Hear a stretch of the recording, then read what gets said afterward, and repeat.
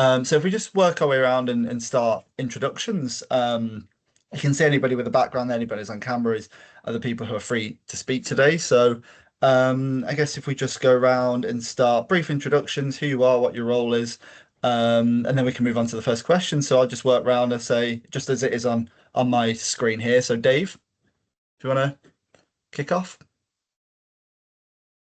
Get myself off mute first. That would be the first mistake, wouldn't it? Yeah, David Flower, occupational hygienist at IOM, relatively new to the board. I've been on, well, coming up now for 9 months. And then I've got Adrian. So Adrian Paris, my day job, occupational hygiene and chemicals safety manager for Sellafield. So I'm currently privileged to be BOHS president. So I'm majority of the way through my year, really runs until June.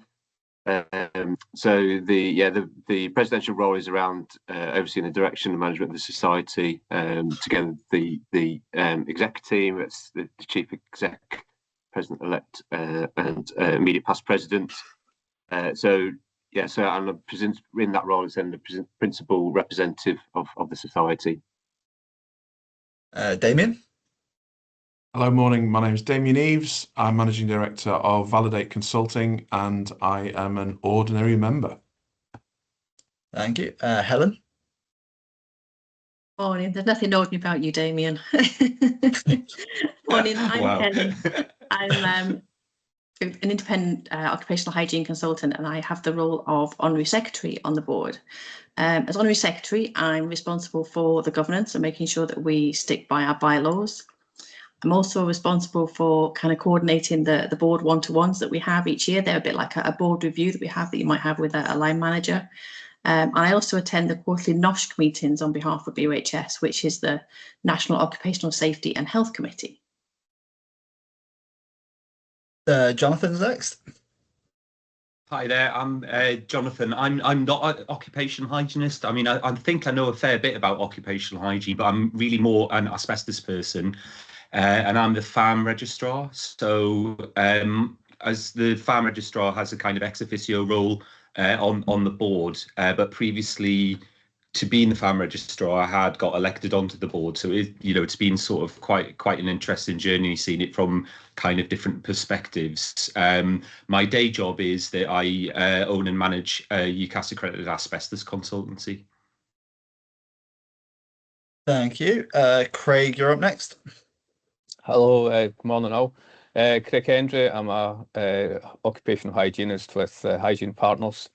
I'm just an ordinary board member, and I've been on the board for approximately 2 years now. Thank you. Sarah Leeson up next. Good morning, everyone. I'm Sarah. My day job is now as a full-time volunteer for BOHS, a goat sanctuary, a parish councillor, lots of varied things. But before that, I was a full-time occupational hygienist working in the oil and gas industry.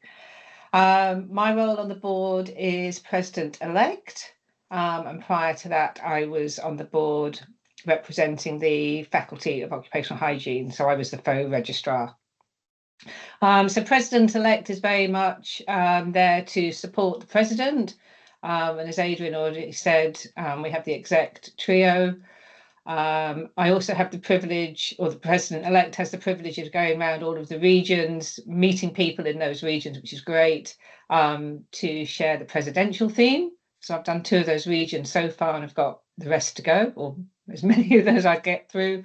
And I also represent BOHS on the Council for Work and Health. Thank you. Jason up next. Hello, my name is Jason Hodgkiss. I'm an independent consultant, run my own business, and I'm also honorary treasurer of BOHS. So I don't know if there'll be questions later, but yeah, you don't need any financial qualifications to be honorary treasurer. Thank you. And then I'm just scrolling through the cameras here just to see. I'm sure there's somebody hidden away. It's Helen. Sure, I saw Helen on here. Helen Beatty. Okay. There you are. Oh yeah. I'm Helen Beattie. I am an ordinary board member and have been just for the last 9 months. So I am relatively new on here. My day job is working for the Health and Safety Executive Science Division. Thank you. And last but not least, I'm sure I saw Mary Cameron in here as well. If you want to just introduce yourself. So I've got three or four pages of camera stuff to go through to make sure everybody's here. So Mary, do you want to introduce yourself briefly there? Yeah, hi everyone. So Mary Cameron, Specialist Inspector for HSC, and I've been on the board as an ordinary member for 5 years, I think now. Thank you. And that's all of the introductions from everybody we've got today. So the first question we've got for discussion is, why do we have a board? Why do BOHS have a board? And what are its functions? What does it do? So just, I know, very broad question to begin with, but does anybody want to start with tackling that one? Yeah, so I'll take that on, Lee. So we're actually an oversight body. So we develop strategy and then ensure that implementation. And as a Royal Charter Society, we're actually required to ensure that we have proper governance by the Privy Council. So that's why we have the board, to kind of make sure that we're doing everything we should be doing, and doing everything right by the Privy Council as well. Excellent, thank you very much. So the next one I had was, what would you say the differences are between the board and the faculty committees? Is Dave Rogers on this call? Is he not? Do you want me to take the phone bit? Yeah, if you don't mind taking that one. All right, so I'll go back to my previous hat as the registrar. So the faculties are all around the profession and the making sure the profession is governed correctly, and practitioners comply with the code of ethics. So the Faculty of Occupational Hygiene is the place to influence the direction of the profession. It's where the qualifications are, so the certificate and the diploma. It sets the standards, it safeguards the public from risks, from poor practitioners. The registrar represents the faculty to the board. So anything professional related or ethics related comes under the jurisdiction and the responsibility of the faculty. So that's the Faculty of Occupational Hygiene. So then, Jonathan, do you want to talk about FAM?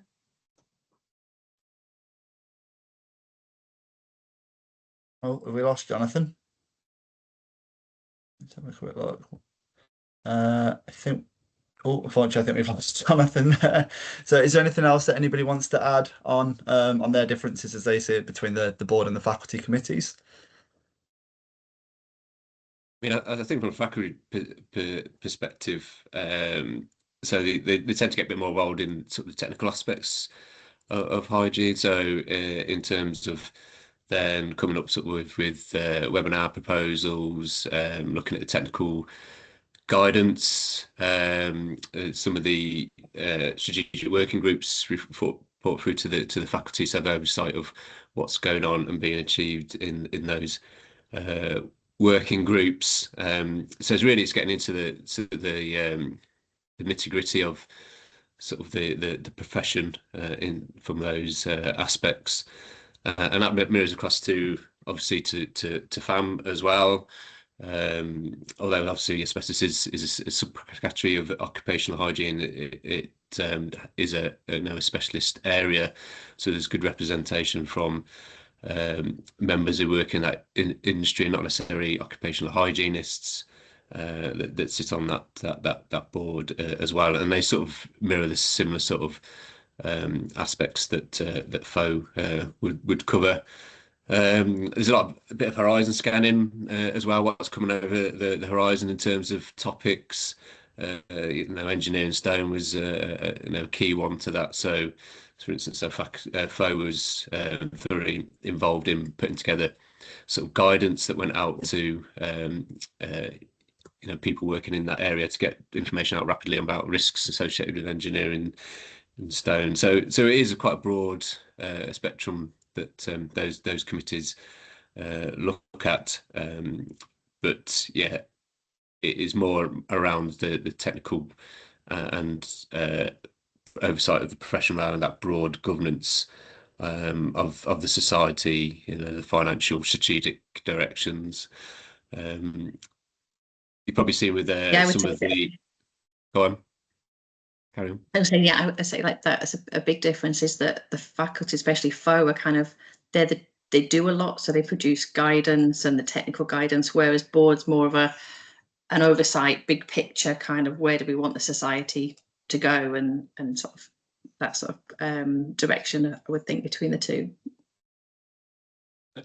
Dare I say that faculties are where the real work gets done, or is that too controversial to the rest of the board? Because for the obviously talking about the faculties there. Sorry, I had to restart my computer decided to restart itself, I should say. In terms of FAM, we've got a whole bunch of subgroups who do lots of interesting work as well. So there's all sorts of things we do. Part of that is like kind of scientific and technical developments, and probably a fairly good example of that at the moment. We're currently, for those who know about the asbestos sort of testing side of things, we're developing a Walton Beckett graticule that's double the diameter, that's going to hopefully enable us to count lower levels of asbestos fibres, which is something that's interesting and important at the moment as well. But again, like Adi was talking about, we also get involved with hopefully providing help and advice to the HSE and government as well on sort of emerging issues in relation to asbestos as well. But what I really wanted to say in terms of the FAM committee is the subcommittees, you don't need to be elected onto those. So if we sort of get better at publicising what those different groups do, and there is a particular interest, then people join those groups to work on a specific task. So there are quite a few members of the subgroups of the FAM working groups who haven't gone through the election process. They're on those groups because they've got a specialist interest or a specialist skill.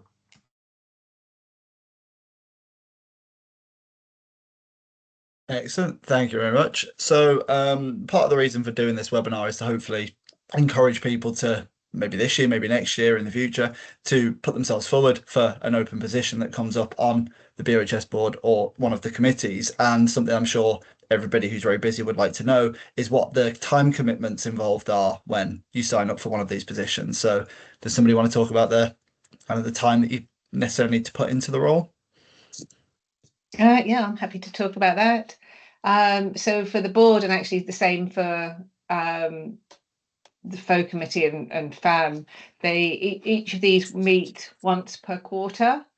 The board meetings are all face-to-face, so that's in the BOHS head offices in Derby. Typically, we tend to meet up the night before for an informal dinner, which is great for networking and certainly for newer members on the board, a chance to meet existing board members and learn a little bit more about how the board works before their first meeting. Most years we'll have one additional sort of strategy day. Certainly last year we had that as BOHS was putting together its new 5-year strategy, and those days typically get hooked onto the board meeting. So it's not another day when you have to travel up to Derby, but it will be maybe the board meetings typically are on a Thursday, so we'd have the strategy day, for example, on the Wednesday before that board meeting. The week before the board meeting, there are some virtual subcommittee meetings. There's 3 committee meetings as part of the board, so strategic and governance, professional, publications and technical, and financial and what's the C? FCP. I shouldn't be trying to spell out acronyms, should I? Financial and commercial planning. Thank you. Financial and commercial planning. Each board member is assigned to one of those committees as the core members, but board members are welcome to attend all of the committee meetings if they want. And they're typically 2-hour telecoms between 10 and 12 on the Monday, Wednesday and Friday for the week prior to the board meeting. The board book itself can be quite chunky, typically around 100 pages, and that does need time to read, so you are fully prepared for the board. But we're trying to get the board book out a couple of weeks prior to the actual board meeting. So BOHS, oversees, the activities of the faculties. It sets up conferences. There's 7 conferences this year. It is an awarding body the size of a sort of a medium-sized university. There's obviously head office staff who work for BOHS. It's a campaigning organisation, got close ties in with the HSE. So there's a lot of different aspects of BOHS, and there's the board, as Helen said, you're looking at the governance and making sure all of those aspects are operating as they should be, and the board is responsible for making any key financial decisions. And when the board meetings occur, then all board members are encouraged to ask questions, debate, challenge. No question is a silly question. So that I think, it's fair to say, and anyone else can add in here, the board we've got at the moment is a good mix. Everyone is willing to contribute, and everyone brings a different dimension to the board, which I think is good, and it doesn't all have to consist of occupational hygienists. Excellent. Is there anything for anybody else to add there? I think Sarah's covered quite a good chunk. Yeah, I think Sarah, I think that's a really great description. I just wanted to sort of add as well that I think, although we might not always agree on everything as a board, which is probably an important thing, we are a friendly bunch, I think. Well, I really think we are. So I would hate to feel anyone kind of intimidated about joining the board, because actually it's a really nice community collegial feel in there, and actually it really does, to me, feels like a really nice team. But I say it doesn't mean we necessarily agree all the time on everything, which I think is important anyway. But it's a nice group of people to be working with. I'd back that up, Jonathan, as well. As a new person coming into the group last year, it was intimidating to walk into the building first time, but you were really, really welcomed and encouraged to get involved. And I think it helped with the strategy today as well, because that sort of broke the ice, and you were really, your opinion matters, and everyone's encouraged to speak, I would say. David, as well, all my memory is my very, very first time walking along the road to go to the board meeting, and I think I felt really nervous. I had my suit and tie on, and I genuinely felt nervous about it as well. I was thinking, God, what have I done here? And that kind of instantly melted away as soon as you sat down and you're chatting with everyone. So I really would encourage anyone. They're not very nasty. They're not nasty people. So come and join. I was going to add something as well. Just that the board has got a mix from regulator to consultant to corporate to non-hygienist. So it's not a group. It's a very diverse range of opinions based on your experience. So if it was all consultants, then you might not understand some of the corporate challenges, and likewise with the regulator. So I think having a whole mix from a broad range of industry is really helpful. I would also say that a new board member, you're assigned a buddy, so they're kind of there as your direct point of contact. Obviously, you can talk to any board member, but they help you with that kind of the pre-board, like what's expected of me, what time am I doing, what are the subcommittee groups all about, what's the board papers all about, what am I expected to do with that. And there's a kind of like little chat meet up beforehand, your first board meeting, so that you're not kind of coming into it completely cold. Excellent. Thank you. I don't think I knew about the buddy system myself. I love that. So aside from the things we've already mentioned, are there any other things that board members do? I don't know if anyone wants to take that. Yeah, I'll take that one. There's lots of different things that board members do. Some of the things might involve authoring content and writing some content on, for example, from some initiatives that the society might have, or sometimes we get invited to provide content or write articles for other organisations and other magazines and those sorts of things. Board members go to meetings and represent BOHS externally for a number of engagements. and we get quite a lot of invites to go and speak at events, at conferences, as exhibitions, to represent the BOHS and sort of discuss some of the issues that being an occupational hygienist can solve in different industries. So you sort of, you're breaking ice and you're making waves in terms of trying to spread the word, if you like. So that's really quite positive, which is really good. And another way that we sort of can help is that the people at head office work really hard, and they're often trying to provide communications and comms and press releases and responses to government positions and all sorts of things. So we help and provide sort of an expert overview or an assistance to those guys and girls who work really hard to make sure that there's key messages. Like, for example, that the main one, another recent one was mentioned already, was engineered stone and things like that. So we help support the BOHS office team who work really hard as well. So that's some of the things that we also get involved in. Thank you very much. Is there anything anyone wants to add with any extra roles, things they've taken on while they've been on the board? I think it's useful to point out that you gain a new perspective on occupational hygiene or asbestos management or LEV specialisms that you wouldn't probably get in your day-to-day job. All this good stuff that David talked about there. It just gives you another perspective on things when you get involved in sort of parliamentary committees or whatever. Then their representation from a number of broad people from different professions. So it really sort of opens your horizon to the occupational hygiene, and sort of it is really sort of good education process to support your sort of career development and be able to understand some of the intricacies of how sort of legislation is created, decisions are made.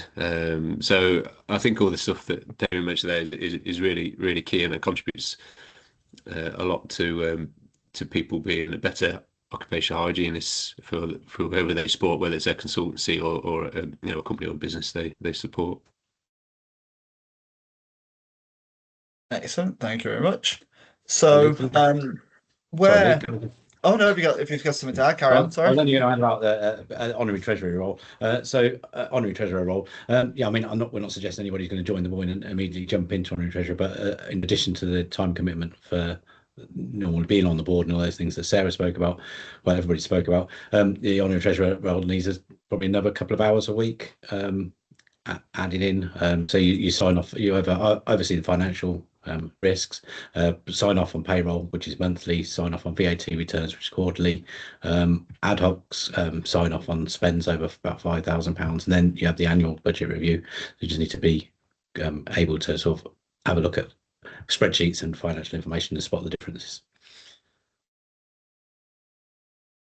And so I was just glad. So for the board, for the FO committee and the FAM committee, anyone who does get elected, it's a 3-year term, and then you're allowed to do. Then after that 3 years, you can, if you wish to, which we hope most people do, you can stand again and do a maximum of 2 3-year terms.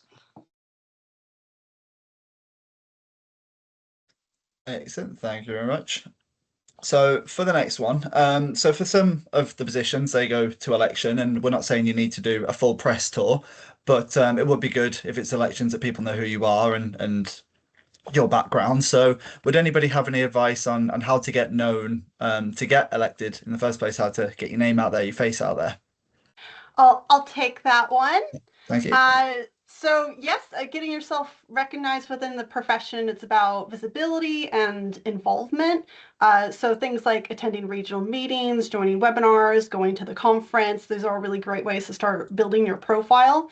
But when you attend, don't just attend, like really get involved. So speak up, ask questions.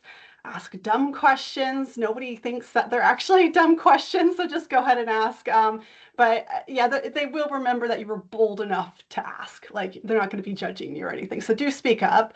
But yeah, volunteering on one of the BOHS working groups. It's not just board. There's plenty of working groups and committees to join. These are really effective ways to connect with others, contribute meaningfully, make your name known across membership. And you don't have to be 20 years into OC hygiene and chartered to join these groups. I certainly wasn't. The groups actually work better, like we were saying earlier, with a full range of capabilities and career positions represented. So you're actually more well placed and your volunteering is more appreciated than you may think. And it's a really great opportunity when you get into test the waters too. Like, getting involved helps you understand how the BOHS operates and figure out, can you realistically actually commit the time and energy needed for a role? But all these things are going to help raise your profile. And so if a position does come up that you want to go for and it does come down to a vote, you're going to be in a much better stance to get elected, hopefully.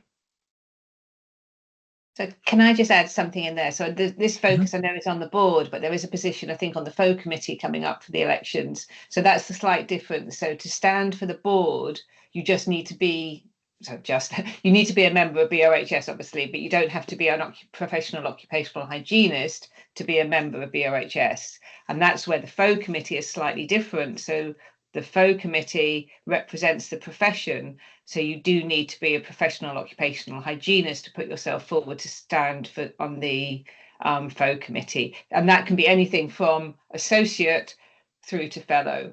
So as long as you're on that professional development ladder, you can put yourself forward for the FO committee. And again, that likes to have, and over recent years has had a better mix of faculty membership grades represented. So you want people who are starting out who can input into the qualifications, as well as people sort of at the higher end of the profession who can provide more guidance. So that's a slight difference. And I don't know, Jonathan, what the criteria is for the FAM committee, because I think there's a position on there as well coming up, isn't there? We'll have anyone, I think. No, it's that to be honest with you, Sarah, I need to double check. I don't think we've got any. You need to be a FAM member, but then on the subcommittees there are people who aren't even FAM members who have worked on there as well, because the subcommittees have specific roles. And I should know that answer, but I would have to go and check what the governance says. So apologies for my ignorance on the matter. And I might maybe just add in this section here that probably for some of us it's a journey. So some might feel that these elections this time round are not quite ready, or it's not the time for them. I think I got elected onto the board third time round. So don't be disappointed if you go this time and you're not successful. Just treat it as a journey, and we're all sort of, as we talked about, sort of open and honest individuals. If you wanted to contact any of us, then we can have that discussion on a one-to-one basis around what sort of things might be included in your development plan, so you are then in a better position next time round. We've discussed plenty of opportunities that are not committee or board related, sort of strategic working groups, etc. And we talked about conferences and being more visible and etc. But yeah, we're all here to help and support, be better at what we do. And we've got the mentoring scheme obviously there to help at the same time as well. So hopefully you have all the tools available to you to help support you be in a better position in the future. I was just going to add as well, a bit like Adrian, I think I've just been on the board 2 years, and I think it was my third time of going for the election. And obviously the first 2 times I missed I think it was 3 board positions, and I came fourth both times. So I just missed out. And then this time obviously I got elected. So hopefully it's an omen for Scotland in the World Cup, because we never seem to qualify in this time. Maybe we'll make it through to the last 16. But yeah, don't feel disheartened. It's always worth putting your your name forward, network, I think as Mary said, get yourself known, because I think that helps, that you can contribute, and obviously you're looking to get voted in from your members, from your fellow colleagues. Thanks. No, thank you. And on the back of that, so everybody's mentioned about, getting your voice heard, your face out there. Has anybody got any personal experience with maybe not being a confident speaker going into this role, and then kind of working up the courage, and maybe it was fake it till you make it, or maybe it was just learning the skills and speaking to people and learning how to become a confident public speaker? Is anybody Yeah, anything to say I'll on that, take maybe? that one too. Thank you. So you definitely don't have to be a confident public speaker to go into one of these roles. But if you're comfortable speaking up, like on a Teams call with your colleagues, or just sharing your thoughts in a room full of colleagues, at a team meeting or something, then you already have the skills that you need. It just takes practice to do it in front of a bigger audience. I've been doing it for some time. I still get like really shaky, going up on stage. I think we're all humans, just sort of normal, isn't it? But no, there's no expectation to be a polished presenter. You just have to be willing to contribute, engage, be heard, do the practice to get better and better at public speaking. But an important point I also want to make is if you have a disability or you're neurodivergent, then you're so encouraged to get involved. And head office is very committed to ensuring roles are accessible. They're going to work with you. They're going to give you the support that you need to be able to do this role. So please do bring that up if you need more support to do that. I would also say as well that, so I know Damien mentioned that the public speaking side of a board, but not every board member is expected to do that. So when they ask for speakers, it is asking for volunteers. It's not like you have to do it. But don't let that put you off either. Yeah, because if you're not, because we're all different, and I think that's so important, Helen, isn't it? That you don't have to be good at public speaking to be joining the board. Very, very much not. But it is more of a us working as a team when we're in a board meeting, like Mary said. Yeah. I think that you can work yourself to a position where you actually want to present as well. You start small. You don't have to go out and present some massive presentation to some big group at some conference. Start small. Maybe chair a few meetings at your regional meeting, or help out in that way instead. Just to start small and work yourself up, and then but the board and the trio and everybody else aren't going to let you fail with things. They'll help you out. Yeah, a good point, Helen. Yeah, thanks.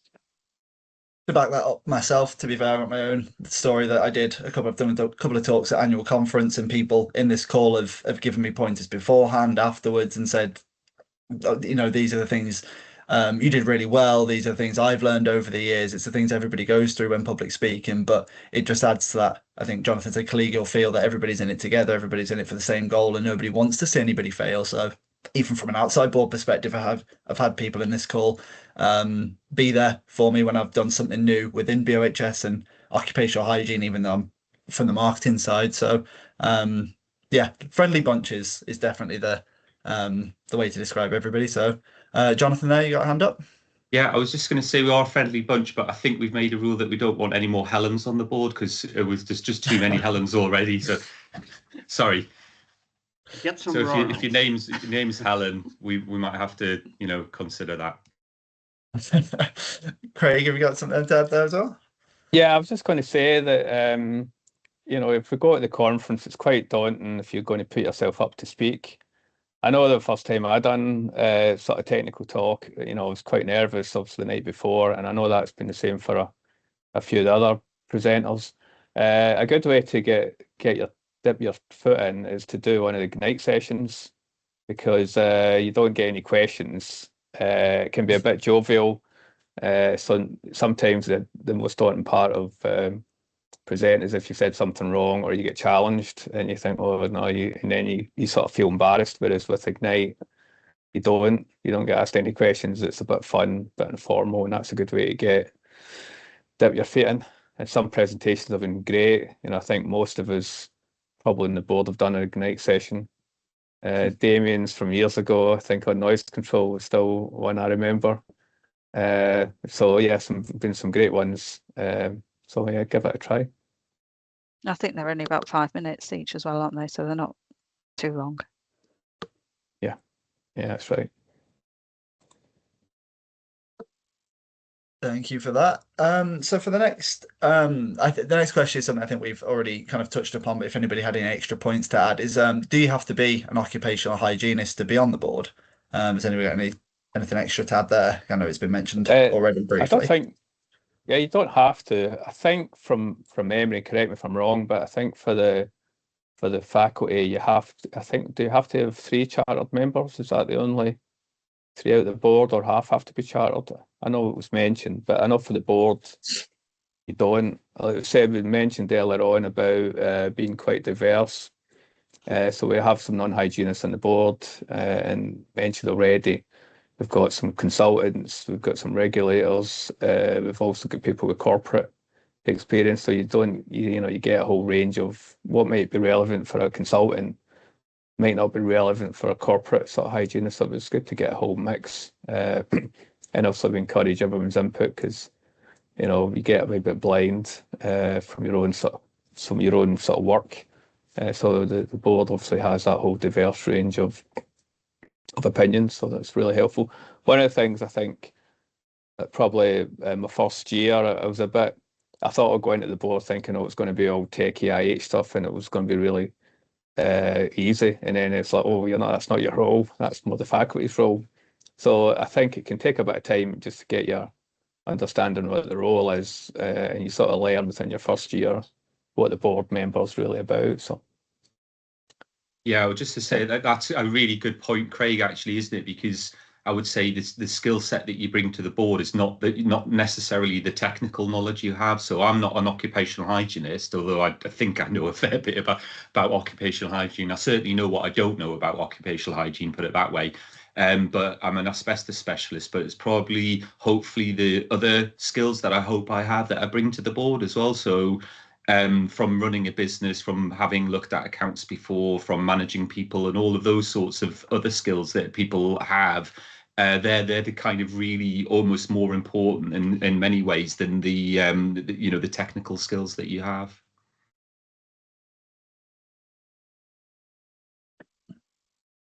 No, thank you for the perspective on that. And then, are there any special requirements to be office holders?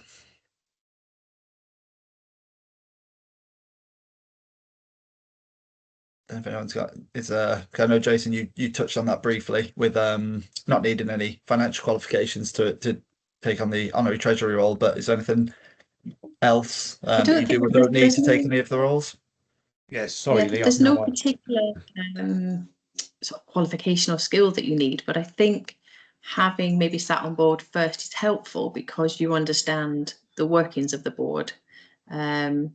So some people might do their 3-year and then move to an office position, or they might do their 2 lots of 3 years and then move to an office position. It sort of depends on the individual, really. But I would say get that understanding of the board and how the board works first is probably helpful for an officer role. Yeah, and I can cover a bit from president's perspective.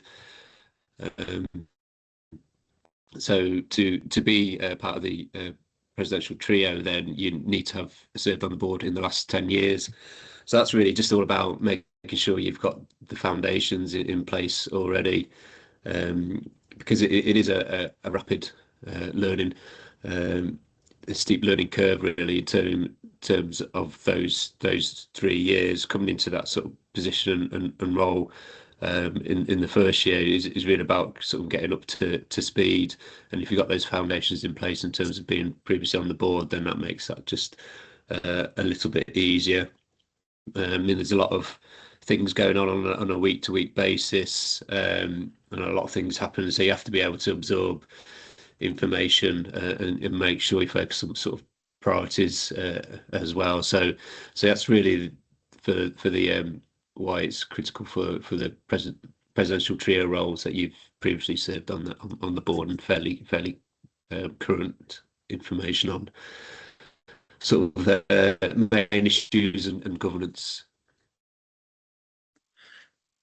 And if we can stay with you, Adrian, and yourself, Sarah, as president-elect, what would you say, like say somebody's here with very lofty ambitions, they want to become BOHS president one day, what were the steps that you've had to take to get to that point? Were there specific things you had to do, requirements you had to meet, what your kind of your journey, your process was?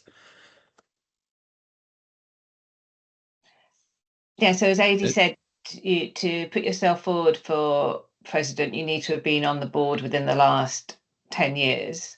And that's really, so, I mean, following on from what Helen said, you know, for any of the officer positions to understand how BOHS works. So I think it's fair to say most people who put themselves forward for president-elect do it from actually being on the board then, rather than having been on the board, come off and then put themselves forward. I can't remember when that happened last. And then each of the president-elect, president and immediate past president is a 1-year term. So you effectively, you have 3 years as part of that exec trio. And AD, I don't know if you want to talk a bit more about that specific exec trio setup. Yeah, I mean, said before, the president-elect is really around the getting the foundations in place for your presidential year, really. So in that sort of year, you spend some time out meeting members, getting to know members, and representing the society, understanding those current issues. But also you develop your presidential theme in that year in terms of understanding what you sort of want to focus on in your presidential term, and getting around to the regional meetings to present on them. So you are part of an executive team. So that executive team then is made up of the Chief Executive Officer, Kevin Bampton, and the president-elect, the president and immediate past president, and they do sort of meet on a fortnightly basis, and you know, really are representative of the board in some degrees, sort of on the sort of day-to-day sort of aspects, the immediate issues that are occurring, and then obviously providing that support to the head office on decision-making processes. Within that, the Honorary Sec joins on a monthly basis then to catch up and discuss those governance issues. But that sort of meeting is very informal. It's a discussion. It's not minuted, and yeah, it's just sometimes have a bit of that kick back and rise again, see what's coming over the hills in the next couple of weeks and what support and resources are required, or sort of technical input is required from the trio.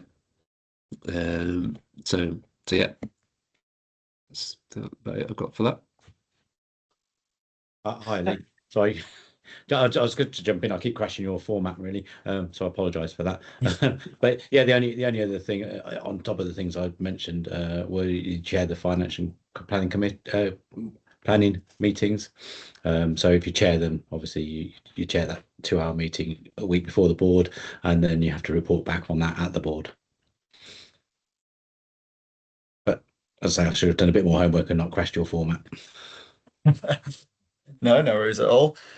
So I've just obviously got 15 minutes left. So I've got one last question, which I'll open to everybody, which is hopefully we've got some people here who want to put themselves forward in the near or distant future. So what would you say to anybody who would be interested in taking the plunge? Any words of advice, any personal experiences, anything you learned through the process? So like I say, open up to everybody, and hopefully there's a wide variety of experiences and bits of feedback here. Sure. I'll just say that we find that when there's lots of places on the board available, we have lots and lots and lots of applications. And when we have only 1 or 2 positions on the board, we don't get very many. So actually the chances of somebody being elected are actually better when you have a smaller. So just bear that in mind. Lee, sorry, excuse me, Lee, I was just wanting to say as well to anyone who's here who's thinking about it, look, it's not going to be long until also I mean, the time's awkward, but like, you know, if anyone wants to speak to us individually, I'm sure anyone here would be more than happy to have a chat with anyone who's interested in any way at all. So maybe the easiest way to do that would be to, you know, send an email to head office, and that could be distributed to whoever you may or may, you know, may want to speak to. But also, you know, there are conferences. Just come up and have a chat. Like, we're honestly nice people, so really, really please come and have a chat with any of us if you have any questions at all. I don't know why Dave's laughing so much when I said everyone's nice, but there, we'll leave it there. I think pop up at a regional meeting if there is one between now and then, and have a word with someone, because there's always one of us at some regional meeting somewhere. Definitely come and have a chat. And I'd say if you're thinking of putting yourself forward, you know, just have a chat with somebody, understand what the commitments are, and go for it, because it is a very, very rewarding role, both on, you know, the board, and for myself being, you know, having been on the FO committee and registrar as well. You learn a lot, you get to meet a great group of people. You know, there's a lot of social side as well as the, you know, the business side of it. You get to meet folk from head office rather than just seeing them on the on the end of a camera all the time. I mean, Sarah, that's just such a great point of it. I don't think we've probably stressed how rewarding it is to be on the board, which, you know, I think everyone will agree that it is really rewarding. I mean, I go to the BOHS meetings. I'm normally depressed as hell about asbestos and what's going on. And I come away uplifted, and that's honestly true. I come away feeling lighter than I did when I went in. So it really is really, really positive, and very rewarding. I think it's easy to get missed. I don't think we've mentioned it enough, is the fact that the BOHS is a charity, and we're all trying to do something to just do good, as in we're not trying to make money, we're trying to make a difference, and so that sort of changes the decision making and the conversations that we're having on the board completely for the better. Yeah. Just thought it might be worth adding, oh sorry Eddie, is that a few of us probably went for election before and not get in. I know Eddie said he'd never, myself twice. So if you have applied before and you never get elected, there's not really a reason not to put yourself forward again, because obviously there could be a lot of strong candidates in your previous election. So don't think that is a reason not to, the fact that you never got elected previously. Maybe get someone to read through your personal, it's a statement, isn't it, that you have to write to be nominated. So maybe just get somebody, if you can find a board member or faculty member, just have a read, sense check as well before you submit it.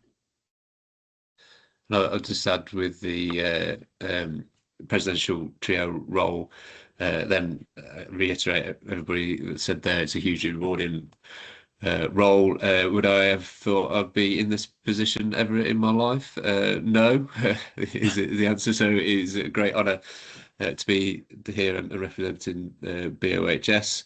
But putting my realism hat on, it is a big commitment.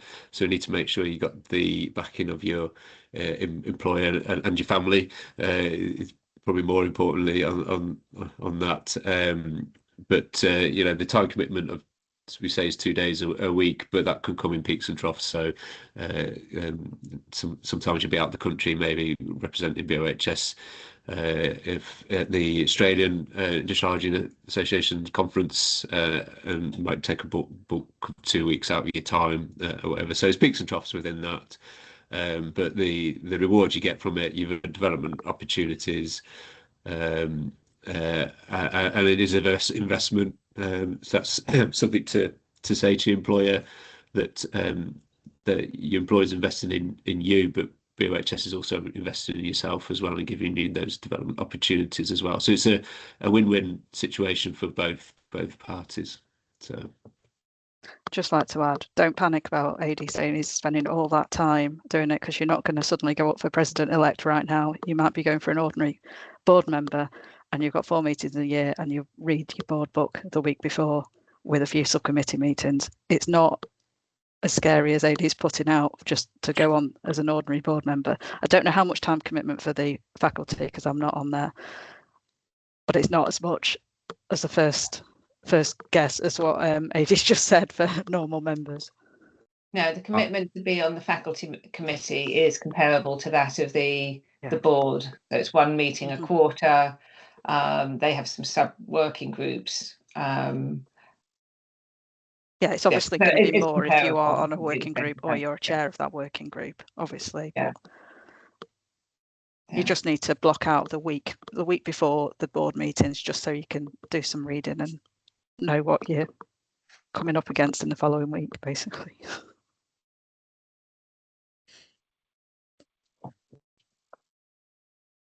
Thank you for that. Yeah, just conscious there's just under 10 minutes now. So if you want to ask anything, now's the time to do so.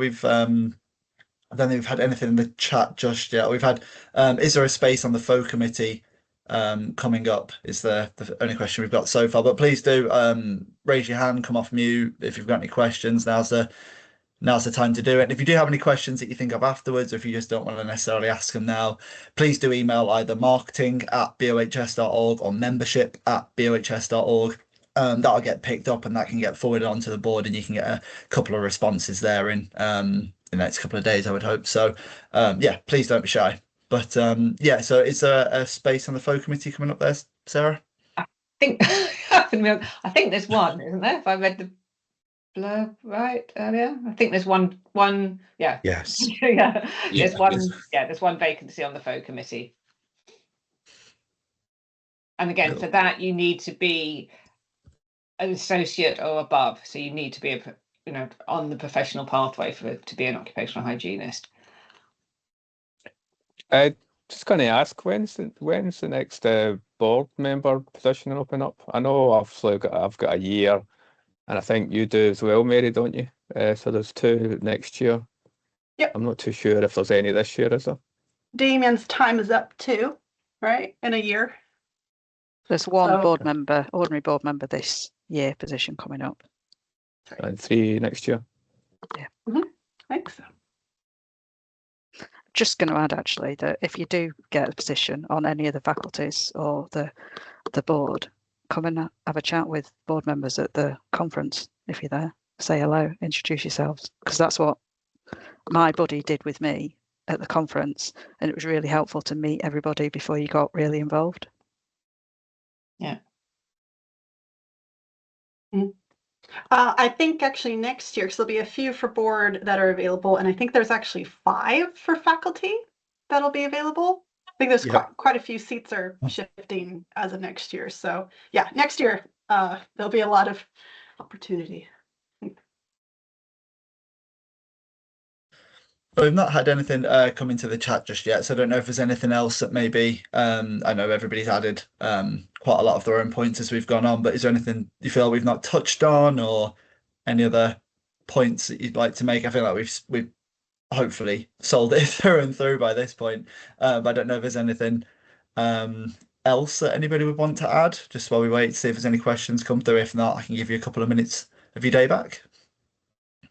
I think there was one thing I just wanted to clarify. I think when Sarah mentioned the subcommittee meetings, that you don't have to attend all of them. You're normally assigned to one of them. So that's only like 2 hours in that week before the board meeting. If you want to attend all 3, you can do. If you're not able to, then you can submit questions to the chair of that group to ask on your behalf if you've got questions on the papers. Because when we meet the following week, there's more of a summary given of the meetings, and we make the decisions together.